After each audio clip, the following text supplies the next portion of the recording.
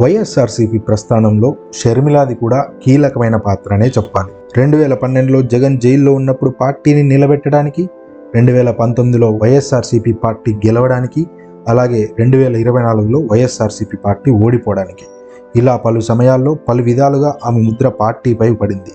కానీ ఇప్పుడు ఆమె చేస్తున్న పనులు ఆమెను రాజకీయంగా ఎదగనివ్వటం లేదా అన్న అభిప్రాయం అయితే కలుగుతుంది. జగన్మోహన్ రెడ్డికి షర్మిలాకి మధ్య ఆస్తి పంపకాల్లో గొడవలున్నాయన్నది జగమెరిగిన సత్యం. అందుకే ఆమె ఇటీవల జరిగిన ఎన్నికల్లో జగన్మోహన్ రెడ్డికి వ్యతిరేకంగా ప్రచారం చేశారు.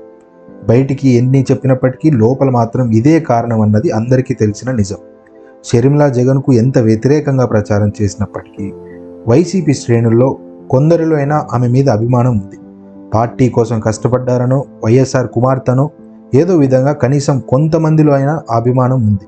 ఆ కొందరే ఇప్పటికీ జగన్ షర్మిల మళ్ళీ కలిస్తే బాగుండు అనుకుంటూ ఉన్నారు.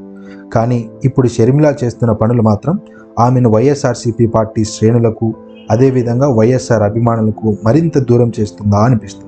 స్వాతంత్ర దినోత్సవం సందర్భంగా ఏపీ గవర్నర్ అబ్దుల్ నజీర్ తేనేటి విందు ఏర్పాటు చేశారు. అందుకు అన్ని పార్టీ నాయకులు హాజరయ్యారు. కానీ అందులో ఒక్క ఫోటో వైరల్గా మారింది. వైఎస్ షర్మిల, నారా లోకేష్ ఒకరికొకరు నమస్కారం చేస్తున్న ఫోటో. ఇప్పుడు ఈ ఫోటోను కావాలనే వైరల్ చేస్తున్నారంటూ వైఎస్ఆర్సీపీ శ్రేణులు అభిప్రాయపడుతున్నారు. స్వయంగా నారా లోకేష్ కూడా ఈ ఫోటోను తన ట్విట్టర్ ఖాతాలో పోస్ట్ చేశారు. తన సొంత చెల్లెలే తనకు వ్యతిరేకంగా ఉంది అని గుర్తు చేయడానికే ఇలా చేస్తున్నారంటూ వైఎస్ఆర్సీపీ పార్టీ వారు ఆరోపిస్తున్నారు. అంతేకాకుండా వైఎస్ షర్మిల ఎప్పుడు ప్రెస్ మీట్ పెట్టినా అధికారంలో ఉన్న పార్టీలను ప్రశ్నించకుండా జగన్మోహన్ రెడ్డి మీదే విరుచుకుపడుతుంటారు. ఏదో నామమాత్రంగా ప్రభుత్వాన్ని అప్పుడప్పుడు ఒకసారి ప్రశ్నిస్తుంటారు.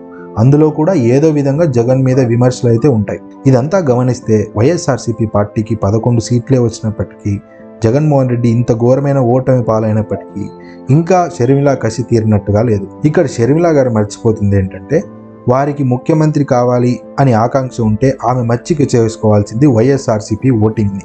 ఎందుకంటే ఎట్టి పరిస్థితుల్లోనూ టీడీపీ ఓటింగ్ ఆమెకు వచ్చే ఆస్కారమే లేదు. కాబట్టి ఇప్పటికే తమ ఓటింగ్ అని చెప్పుకుంటున్న వైసీపీ ఓటింగ్ని ఆమె ఆకర్షించాలి. కానీ ఇలా టీడీపీని కాకుండా నిత్యం వైఎస్ఆర్సీపీ పార్టీని తిరిగితే ఎలా? ఇప్పటికే షర్మిల చంద్రబాబు నాయుడు ఆధ్వర్యంలోనే పనిచేస్తున్నారు అన్న ఆరోపణ అయితే బలంగా ఉంది. ఇప్పుడు వైఎస్ షర్మిల చేస్తున్న కార్యక్రమాలు చూస్తుంటే ఆ అనుమానాలు ఇంకా ఎక్కువ అవుతున్నాయనే చెప్పాలి.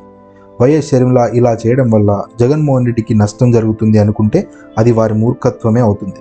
ఎందుకంటే నిత్యం ఇలా అధికారంలో లేని జగన్నే విమర్శిస్తూ ఉంటే మీ మీద అభిమానం ఉన్న ఆ కొద్ది మందికి కూడా ఓపిక నశించే రోజు రాదు అని చెప్పడానికి లేదు. నిజం, వైఎస్ షర్మిలకి వైఎస్ఆర్సీపీ పార్టీలో దక్కాల్సిన గౌరవం దక్కలేదు. అది ఎవరైనా తప్పకుండా ఒప్పుకోవాల్సిందే.